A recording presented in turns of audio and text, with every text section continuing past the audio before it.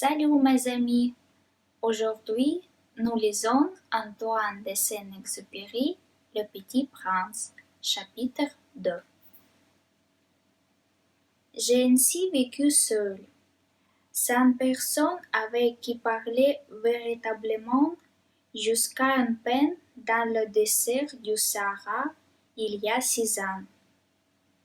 Quelque chose s'était cassé dans mon moteur.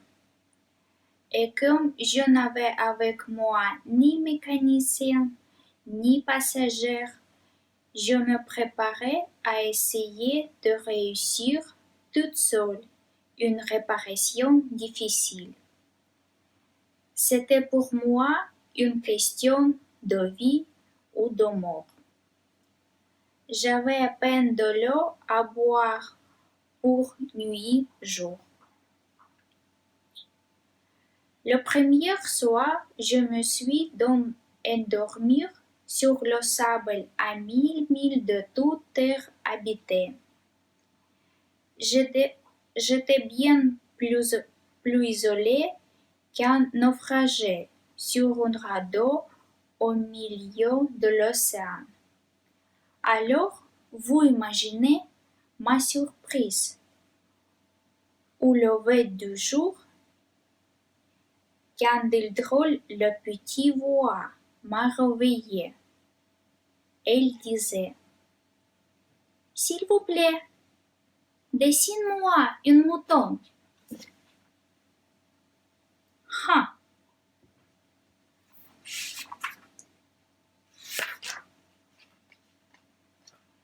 Dessine-moi un mouton. J'ai sauté sur mes pieds comme si j'avais été frappé par la foudre. J'ai bien frotté mes yeux. J'ai bien regardé. Et j'ai vu un petit bonhomme, tout à fait extraordinaire, qui me considérait gravement. Voilà le meilleur portrait que plus tard j'ai réussi à faire de lui. Mais mon dessin, bien sûr, est beaucoup moins ravissant que la modèle. Ce n'est pas ma faute. J'avais été découragé dans ma carrière de peintre par les grandes personnes à l'âge de 6 ans, et je n'avais rien appris à dessiner, sauf le bois ferme et le bois ouvert. J'ai regardé dans cette apparition avec des yeux tout ronds d'étonnement. N'oubliez pas que je me trouvais à 1000 milles de toute région habitée. Oh, mon petit bonhomme ne me semblait ni égaré, ni mort de fatigue, ni mort de faim, ni mort de soif, ni mort de peur. Il n'avait en rien apparence d'un enfant perdu au milieu du désert, à 1000 milles de toute région habitée. Quand j'ai réussi enfin à parler, je lui dis: Mais qu'est-ce que tu fais là? Et il me répétait alors, tout doucement, comme une chose très sérieuse: S'il vous plaît, dessinez-moi un mouton. Quand le mystère est trop impressionnant, on n'ose pas désobéir. Aussi absurde que cela doit sembler à 1000 milles de tout l'endroit habité et en danger de mort, je sortis de ma poche une feuille de papier et stylogramme.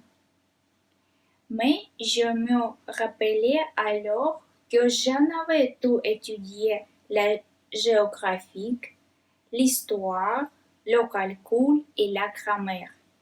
Et je dis au petit bonhomme, avec un peu de mauvaise humeur, que je ne savais pas dessiner. Il me répondit,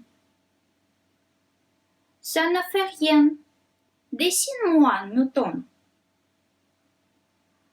Comme je n'avais jamais dessiné un mouton, je refis pour lui l'un et deux seuls dessins dont j'étais capable, celui de bois fermé.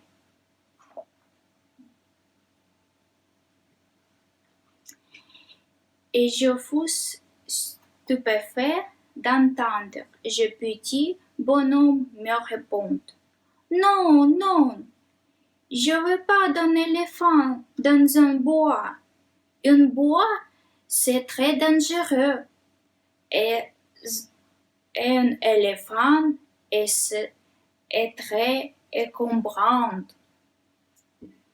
Chez moi, c'est tout petit. J'ai besoin d'un mouton. Dessine-moi un mouton. Alors je dessinai. Il regarda attentivement, puis non, celui-là est déjà très malade. Faisons un autre. Je dessinai. Mon ami sourit gentiment avec indulgence. Tu vois bien, ce n'est pas un mouton, c'est un bélier. Il y a des cornets. Je réfléchis donne encore mon dessin. Mais il faut refuser comme les précédents. Celui-là est trop vieux. Je veux un mouton que la vivre longtemps. Alors, faute de patience, comme j'avais hâte de commencer le démontage de mon moteur, je griffonnais ce dessin-ci et je lançais. Ça, c'est la cassette. Le mouton que tu vois est dedans. Mais je fus bien surpris de voir s'illuminer le visage de mon jeune June. C'est tout à fait comme ça que je le voulais. Crois qu'il fait beaucoup d'herbe à ce mouton. Pourquoi? Parce que moi, c'est tout petit. Ça suffira sûrement. Je te donne un tout petit mouton. Il pencha la tête vers le dessin. Pas si petit que ça. Tiens, il s'est endormi.